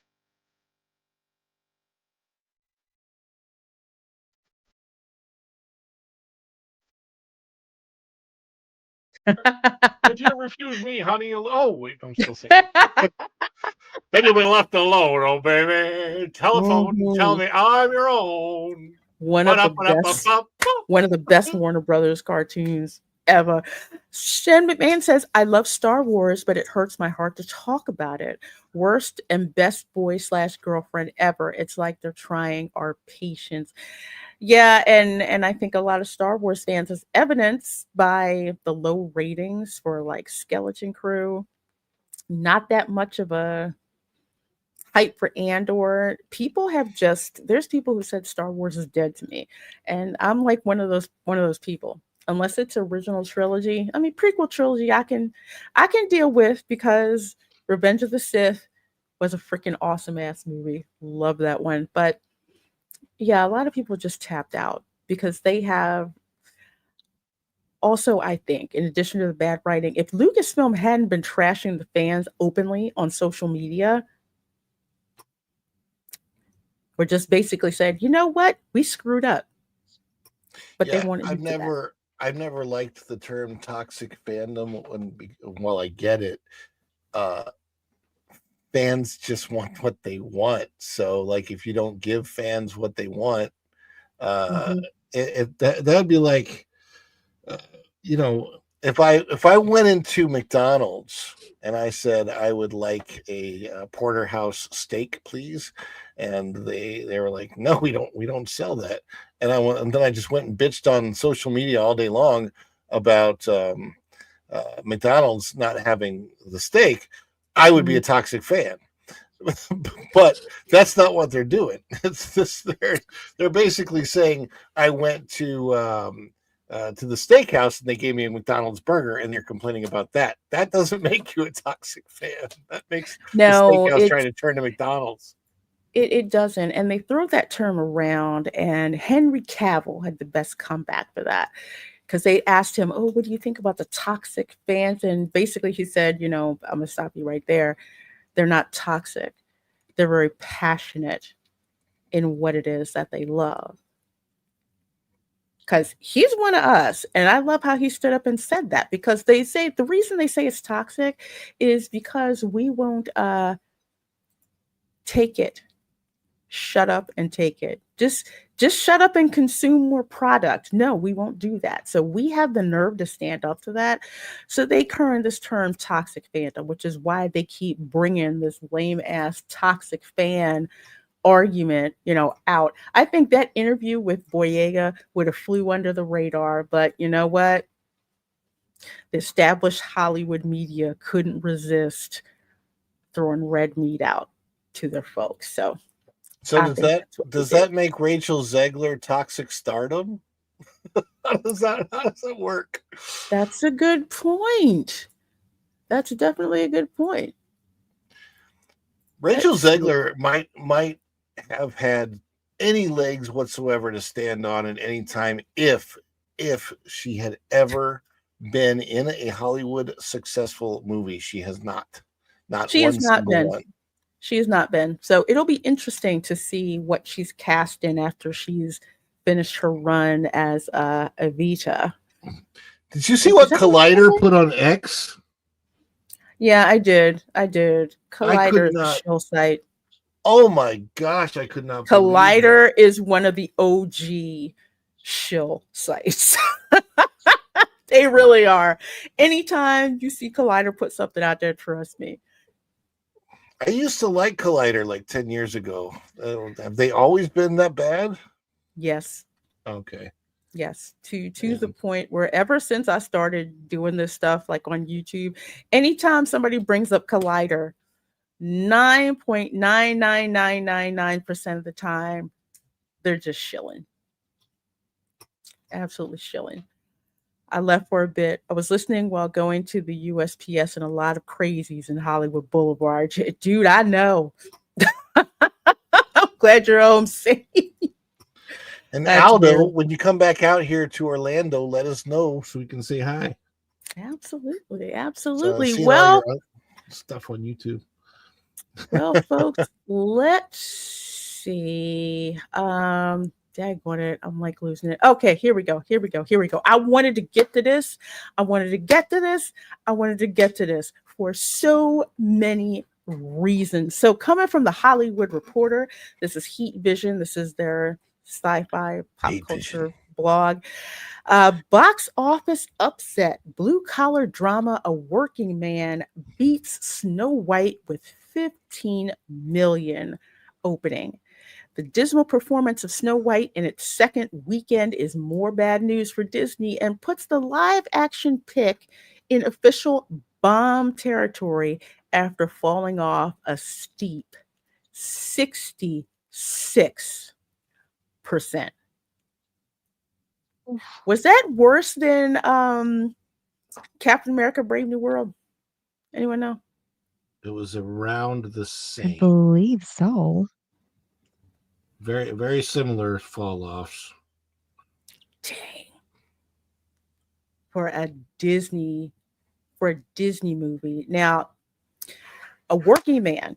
I did go to see that. Actually, I saw that this afternoon. It's an MGM/Amazon Studios film. You've got Jason Statham basically doing what Jason Statham does best. Kicking people's asses, one-liners, lots of weapons, lots of blood, lots of looking hot in suits, and being a girl dad.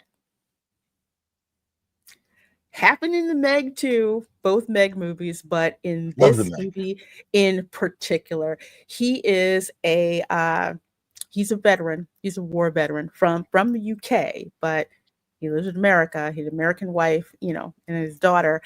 And apparently when he got back from serving, he had some issues with PTSD, but this construction company run by a very tight-knit Latino family hired him.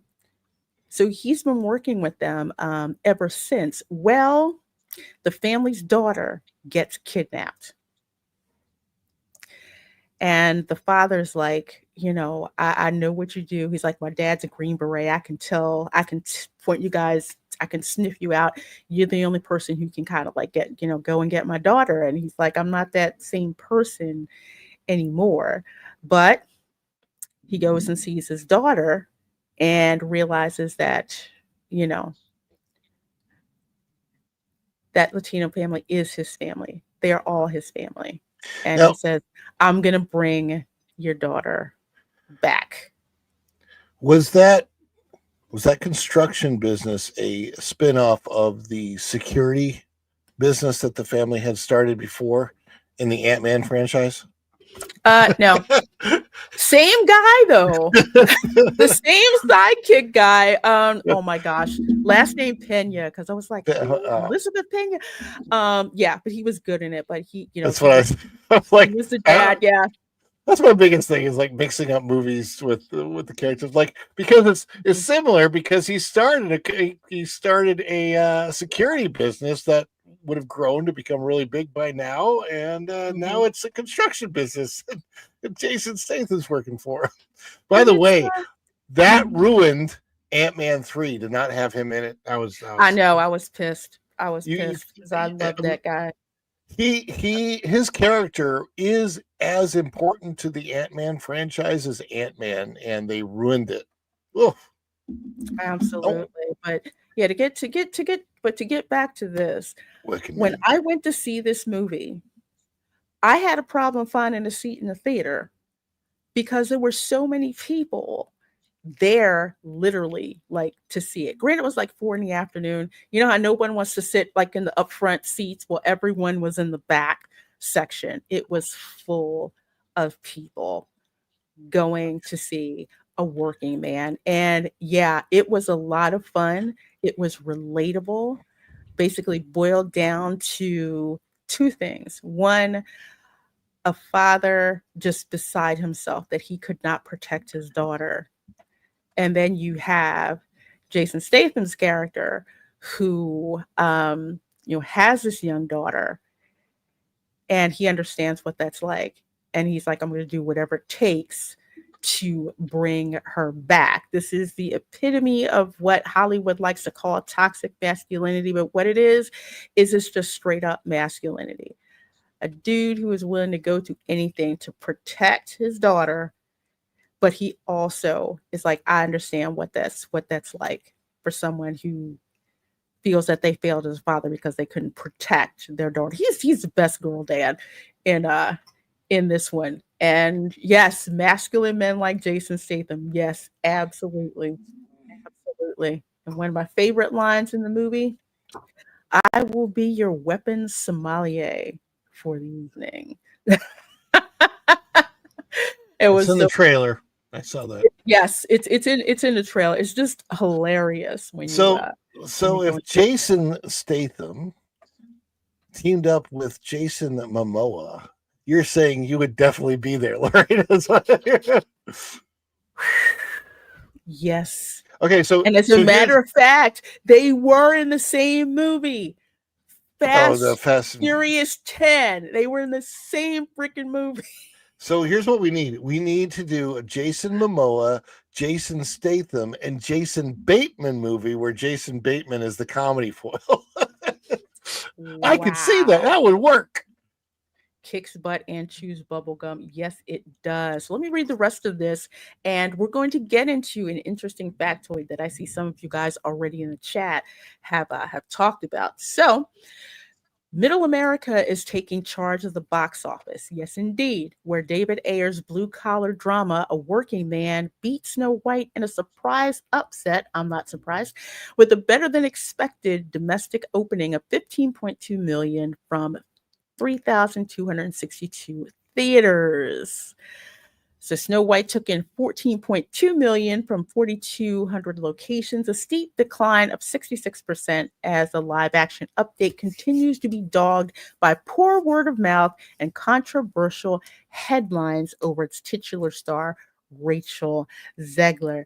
I also bet that this film did not cost as much as Snow White to make. I really don't think that it did. It was, it was actually done really well. The fight scenes were, I love the fight scenes. Fight scenes were awesome. It was great. It was just fun. It's not, it's not Shakespeare. I give it about a 7 out of 10, but it is a good time. And for an action chick like me, this is like yet another perfect date movie to go and see. It's funny how uber masculine movies do well and like the super feminine movies do well. Mm-hmm. But Hollywood doesn't seem to be connecting those dots. No, because they find you mean men are men and women are women? Mm-hmm. Yeah. Because they see both as a problem. They see masculinity as a problem. They see femininity as a problem. You've Yeah, got, it's too traditional. yeah, you got men in Hollywood who are butthurt that, they can't be or refuse to try and transform their lives to be that masculine. And you have hate and heifers in Hollywood who do not like beautiful women. Sydney Sweeney said it best: there is no solidarity or sisterhood. They will smile to your face and talk crap behind your back in Hollywood. Oh, I'm glad you guys found it. H&1 found it. Working Man's film budget only cost 400 million according to Wikipedia. And CJ says, yeah, 40 million. That's right. 40 million. I could do this for so much less. They're so going to make all that money back. Yes, you have got to see that Phoenix Night. It is an R-rated movie. There's foul language in it. Wouldn't take little kids, teenagers. Yeah, I think they do kind of need to. It's okay, for them to see it. There's a lot. Oh my gosh, there's a lot of blood, and of course, there's a lot of kills. Yeah, John Wick style, like special forces kind of kills that are going on. And also, another thing that I like about A Working Man is they are very respectful of veterans in this film. So they're not crapping on the military. Although the grandfather does crap on him for being in the military, but in the end, he comes to terms with his son-in-law. It's not as bad as I thought he was. I'm not spoiling that moment. Let's just say when in one scene, the little girl is like, "Did you kill Grandpa?" He's like, "No."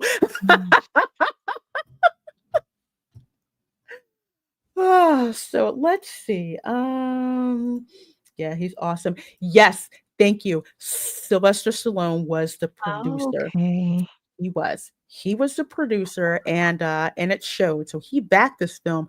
But the interesting thing is, there's a reason why this film was going to be so good in the first place, and that is because longtime Batman and Punisher writer Chuck Dixon talks about 2025's A Working Man coming to the big screen later this year. So yes, that Chuck Dixon in the comic book industry legend, that Chuck Dixon who does stuff with the Rippaverse.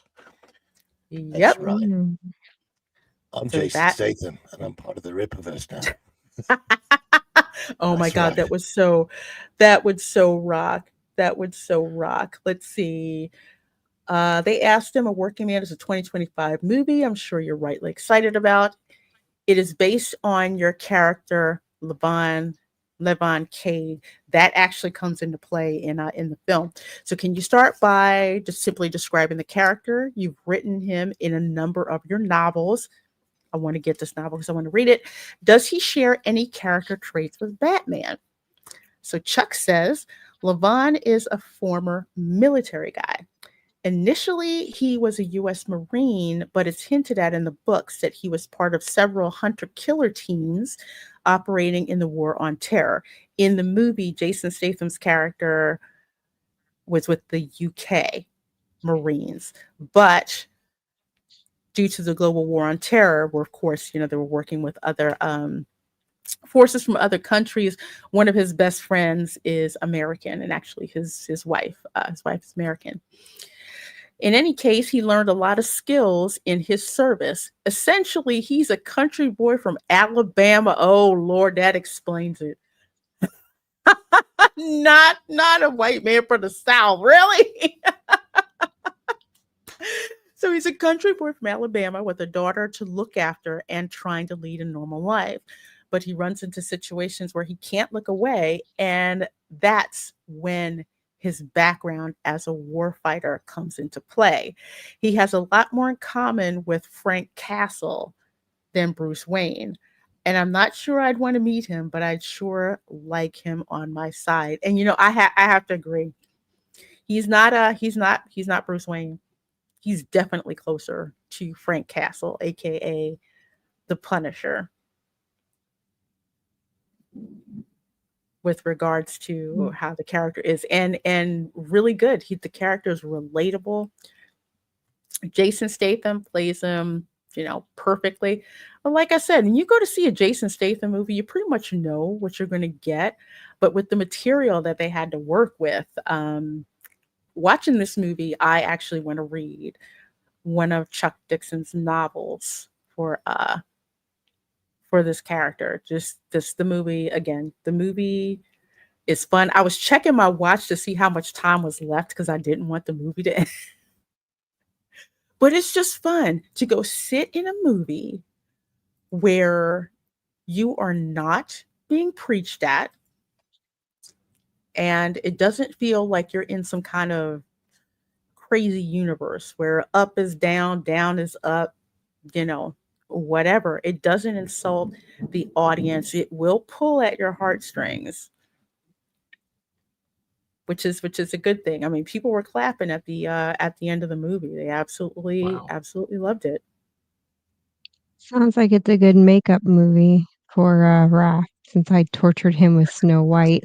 It is. It is. I'm It gonna really, go see this one to make up for it. it really is. It really is. I think that he would like it. Oh my gosh, who's that dude from Stranger Things? 11's adopted dad. Oh my I forget gosh, his name, but I know who you're talking about. he was Red Guardian in Black David, Widow. Yeah, it's David I something. like him. He's a good actor. He's going to be in Thunderbolts. David, what's his last name? David Harbour. Okay, thank you. Harbour. Okay, David Harbour. Yes, he is in this movie as one of LeVar's I keep calling him LeVar, it's Levon, one of Levon's best friends, one of his best war buddies. They got into a lot of ish. They talk, and they talk about it. And he basically tells him, you want to go and get this girl. You didn't have to come here to tell me all about that to get my approval. He's like, yeah, I know that. So yeah, David Harbour. I love David Harbour's character. He's actually blind because Levon actually saved him. I think it was an IED or something like that. Dude lost his sight. He saved him, and Levon's like, "I'm sorry. You lost your vision." He's like, "I'm not. You said you saved me." He said, "I'm thankful for that." So that's his boy, and also the weapons sommelier as well. So David Harbour was really fun in this. So yeah, Erica, I think this is a good makeup one for Rob. Oh Lord, Ron, you did tell me about I that. feel like I owe him. I'm just getting the. What's funny is that I'm hearing it out my window and through because we live so close. A lot of people don't realize Lorraine and I live pretty close to each other, so we hear the same thunderclaps. Yes. So I'm like looking around, who's like that thunder? I'm like, Oh, those Florida thunderstorms. Yeah, How I miss them. And the smell. Not scared of a little thunder, are you? I'm not quite fond of what follows. No. Great weather for coffee and cake. I still think Avengers is the best Avengers movie.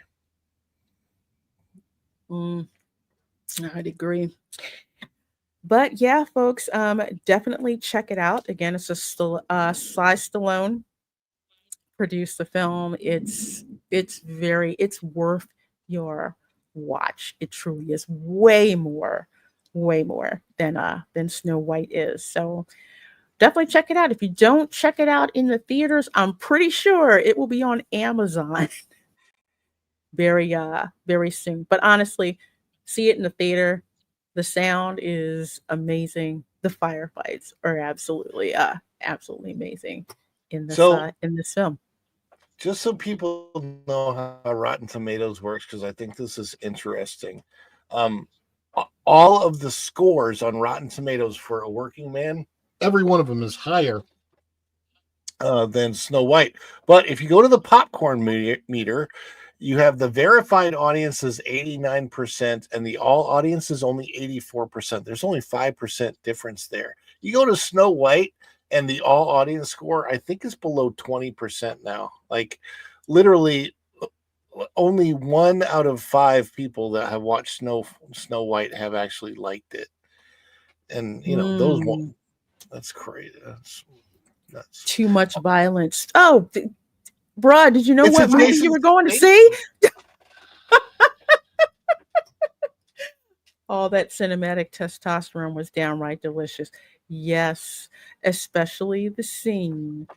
1, where he's getting fitted for a suit, and 2, when he walks into that meeting and he's got the suit on, but the collar's open. Yeah, that was hot. That was absolutely hot. So yeah, definitely check out Working Man. I'm going to keep an eye on how it does. But the box office, I'm pretty sure it's going to make its money back very, very easily. And we'll have to keep track and see how much further Snow White slides or gets secondary curb stomped by Minecraft. So we'll have to check that out. First of all, thank you guys so much for supporting the show. It's been over 150 of you watching between YouTube and X the whole entire time. Thank you so very much. Erica, where can people find you and what do you have coming up and going on? Absolutely nothing. You're crashing streams, Same. right? That's something. Yeah, just crashing streams. Yep, same spiel as last week. Yep. Just stream hopping. There you go. Stream hopping. Yeah, I used to do believe that you can too. hop in my stream tonight. I used to do. It's fun. But folks, please subscribe to Erica. I've got her channel listed in the description. Okay, I'm gonna hurry up. Oh, you know what? I should have known That's a that it was cat, or was thunder that and light. thunder? That It's was thunder. thunder. So that's the reason why he's not up here. Because There's you thunder. okay? Yeah, you both. Yeah, he's hiding under because the. we've got He's the hiding. same The cat's thunder. under It's the couch crazy. now. There's 2 places he goes Aw. when it's thunder and lightning. Well, 3. Either under the kitchen couch, the living room couch, under my daughter's bed, or under my bed in my room. Those are like he does not like the thunder and lightning. Or on Kevin Apollo's shoulder.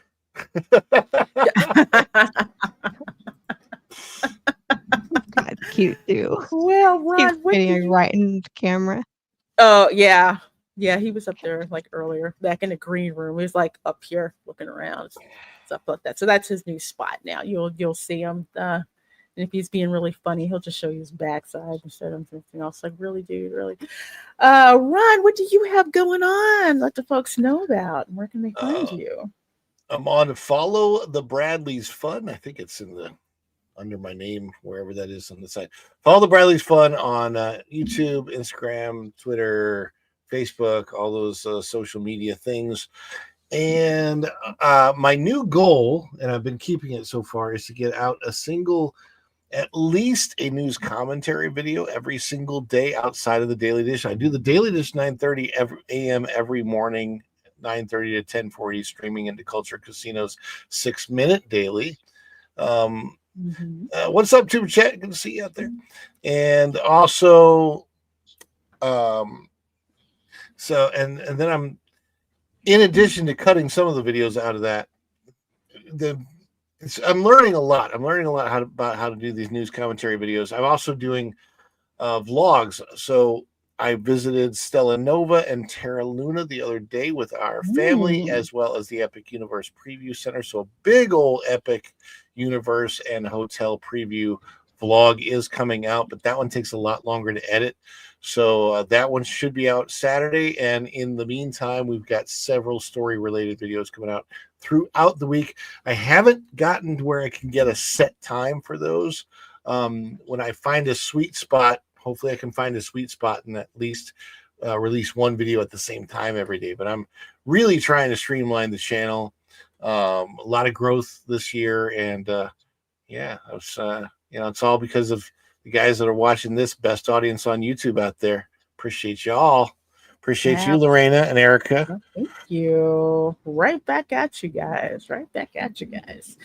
let's see. I always have to ask this question. What day is it? Okay, it's Tuesday. So tomorrow at 8:30 p.m. Eastern on Fatal J's channel, the Dark Council will be in session. So if you liked my commentary on my channel about the whole John Boyega situation, the gentlemen of the Dark Council are going to break it down even further. So again, that is at 8:30 tomorrow on Fatal J's channel. Let's see.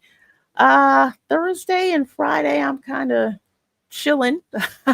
No Love and Deep Space stream. I'm just gonna be chilling that day. But Saturday, twofer, 12 noon, of course, is the Resort Recon Live podcast. I have Eric on, I have Ron on, and some of my other theme park friends where we talk about the latest theme park news and also answer your questions. And we also give you some intel about, how to get the best for your buck at these theme parks. So that's then, and then at 8 p.m. Eastern on my channel. Yeah, I'm hearing it. It's getting closer. So I'm trying to wrap up.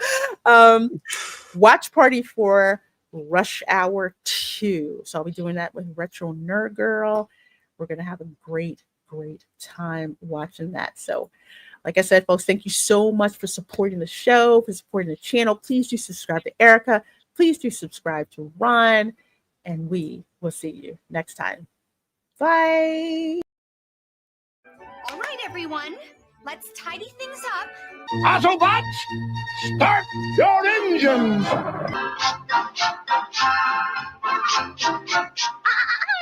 Not under the rug. We'll keep singing without fail, otherwise we'd spoil it. Ready, Prime? Let's roll. Hosing down the garbage pail and scrubbing up the toilet. Ooh.